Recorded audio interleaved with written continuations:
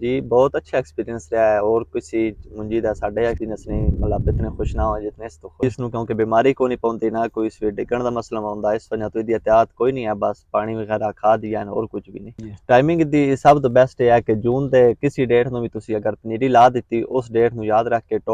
ठीक 25 ਤੋਂ 30 दिन ਦੇ ਦਰਮਿਆਨ ਇਹਨੂੰ ਸਮਝੋ ਜੁਲਾਈ ਦੇ ਮੰਥ ਦੇ ਵਿੱਚ ਇਹਨੂੰ ਤੁਸੀਂ ਜਗ੍ਹਾ ਵਿੱਚ ਮੁੰਤਕਿਲ ਕਰਨਾ ਤੇ ਉਹ ਜਿਸ ਜਗ੍ਹਾ ਇਹਨੂੰ ਤੁਸੀਂ ਮੁੰਤਕਿਲ ਕੀਤਾ ਹੋਣਾ ਉਸ ਦੇ 2-3 दिन ਅੱਗੇ ਪਿੱਛੇ ਅਕਤੂਬਰ ਦੇ ਵਿੱਚ ਤਿਆਰ ਹੋਵੇ ਸੀ ਮਤਲਬ ਇਹ ਹੈ ਕਿ ਨਵੇਂ ਦਿਨ ਦੀ ਫਸਲ ਹੈ 3 ਮਹੀਨੇ ਵਿੱਚ ਤਿਆਰ ਹੋ ਗਿਆ ਨਹੀਂ ਸਾਨੂੰ ਇਹਦੇ ਵਿੱਚ ਬਿਮਾਰੀ ਵਾਲਾ ਕੋਈ ਨਾਮੋ ਨਿਸ਼ਾਨ ਵੀ ਨਹੀਂ ਦੱਸਿਆ ਕੋਈ ਇਸ ਨੂੰ ਬਿਮਾਰੀ ਨਹੀਂ ਪਈ ਕੋਈ ਅਸੀਂ ਸਪਰੇਅ ਨਹੀਂ ਕੀਤਾ ਬਈ ਆਪਣਾ ਸ਼ੌਕ ਤੋਂ ਜੇ ਬੰਦਾ ਤੇ ਯਤਨ ਕਰ ਦੇਵੇ ਉਹ ਵੀ ਨਹੀਂ ਕੀਤਾ ਕੋਈ ਬਿਮਾਰੀ ਇਸ ਨੂੰ ਨਹੀਂ ਪਈ ਸੌਖੀ ਜੀ ਮਿਸਾਲ ਦਿੰਦੇ ਆ ਸਾਡੇ ਇਲਾਕੇ ਚੋਂ ਜਿਸ ਨੂੰ ਐਸਰੂਟਾ ਕਾਨਾ ਦੇਣ ਉਹ ਇਹਦੀ ਮਿਸਾਲ ਲੈ ਲਓ ਕਿ ਉਸ ਬਰਾਬਰ ਇਹਦੀ ਮਜ਼ਬੂਤੀ ਆ ਡਿੱਗਣ ਵਾਲਾ ਕੋਈ ਮਸਲਾ ਹੀ ਨਹੀਂ ਇਹਦੇ ਵਿੱਚ और बाकी जिदे फिर कोई नसीह माड़े नुदी है डिगनी साडी 1 एकड़ चो नवे मान होई नहीं खादा बिल्कुल दूसरे दे बराबर नाल साडी 1509 आई